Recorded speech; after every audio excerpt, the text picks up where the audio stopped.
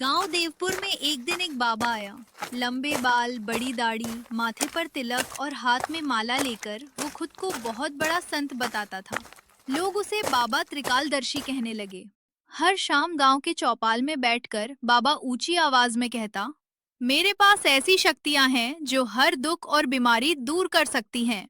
धीरे धीरे गांव वाले उसके झांसे में आने लगे। कोई पैसे चढ़ाता, कोई अनाज देता और कुछ लोग अपने गहने तक बाबा के चरणों में रख देते।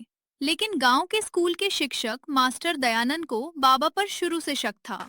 एक दिन गरीब किसान हरिया अपनी बीमार बेटी को लेकर बाबा के पास पहुंचा। बाबा जी, मेरी बेटी को बचा लीजिए। मेरी बेटी बहुत दिनों से बीमार है। बाबा ने आंखें बंद की और हाथ जोड़कर कुछ देर तक नाटक करने लगा। कुछ देर बाद बाबा ने कहा, इस पर बुरी आत्मा का साया है।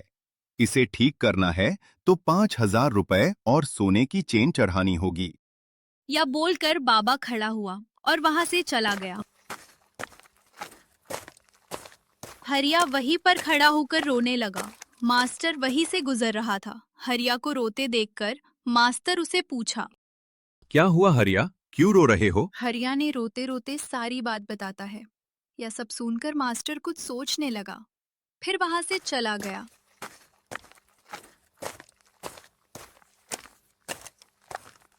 उस रात मास्टर जी ने गांव के लड़कों सोनू, राजू और इमरान को साथ लिया और बाबा की कुटिया की तरफ जाने लगे। सब धीरे धीरे वहां पहुंचे और मास्टर ने अंदर झांककर देखा। अंदर का नजारा देखकर मास्टर दंग रह गए। बाबा त्रिकालदर्शी जमीन पर बैठा था। उसके सामने नोटों के बड़े बड़े ढेर लगे थे। वो गांव वालों से लिए हुए पैसे गिन रहा था और जोर जोर से हंस रहा था। तभी एक चोर वहां आया और उसे देखकर बाबा खड़ा हो गया। चोर ने बाबा से कहा, बाबा, आज ठाकुर के घर से ये गहने चुराए हैं। बाबा हंसते हुए बोला, बहुत बढ़िया, कल इन्हें चमत्कारी प्रसाद बताकर बेचेंगे। अचानक मास्टर जी पुलिस वाले के साथ वहां पर आ गए और मास्टर जी ने कहा, इंस्पेक्टर साहेब, ढोंगी बाबा को गिरफ्तार कर लो और इस चोर को भी गिरफ्तार कर लो। ये सब सुनकर बाबा और चोर डर के मारे थर-थर कांपने लगे। चोर सुनकर गांव वाले बाहर आ गए। बाहर आकर उन्होंने देखा कि पुलिस वाले बाबा और चोर को पकड़ कर ले जा रहे थे। ये देखकर सब लोग हैरान रह गए।